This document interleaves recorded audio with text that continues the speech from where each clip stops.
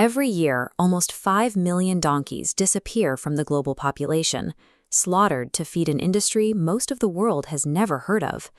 The target is a product called jiao. It's a collagen extracted from donkey skins, boiled down and used in traditional Chinese remedies.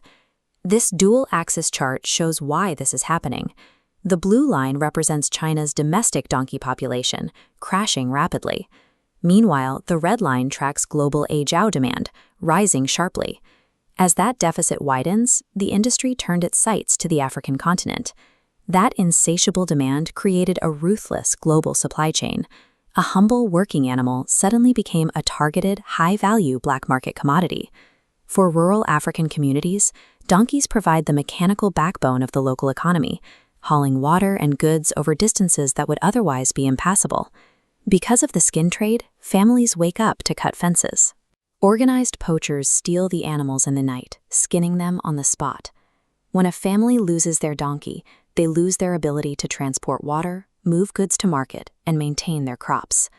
The global skin trade directly strips rural Africans of their only means of economic independence. It is an active humanitarian crisis. In 2017, a South African animal activist named Jono Sherwin attended an auction in Hartswater, where hundreds of donkeys were about to be sold to slaughterhouses. He bought as many as he could. That rescue created the Karoo Donkey Sanctuary, now Africa's only verified equine sanctuary, taking in a massive influx of refugees. The animals arriving at the sanctuary suffer from severe physical and psychological trauma. They require intensive, long-term rehabilitation by the staff. This animated scale illustrates the crushing logistical reality of maintaining this defense. The sanctuary burns through 250,000 rand every single month, a massive weight overwhelmingly funded by the founder's personal savings. Standing up to a highly capitalized global black market puts the sanctuary in a state of constant, precarious financial vulnerability. The plan was to secure Bergwater Farm, a massive agricultural property in the Karoo, to serve as a permanent safe haven for the expanding megaherd. But when pledged donor funds were delayed, the purchase agreement collapsed. The bank sold the farm out from under them to a third-party agricultural buyer. The sanctuary found itself locked in a bitter legal war. The new owner issued a brutal eviction order, even restricting the animals' access to water and shelter in the freezing Karoo winter. If the eviction succeeded, 400 rescued animals would fall into the hands of the state sheriff. From there, they would likely be auctioned right back into the slaughterhouse pipeline. As the sanctuary fought for survival, the horror of the donkey skin trade triggered a completely unexpected social fallout across South Africa.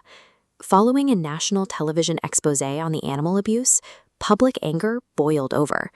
But instead of targeting the poachers, that outrage was misdirected into widespread racist vitriol against Chinese South Africans on social media. The Chinese Association refused to accept the abuse.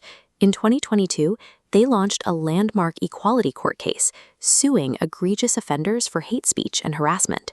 The court ruled in their favor, forcing the offenders to pay damages to a charity and issue public apologies.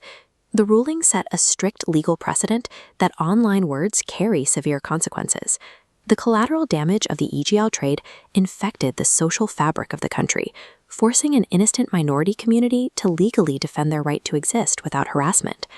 Back in the Karoo, the sanctuary survived their legal war.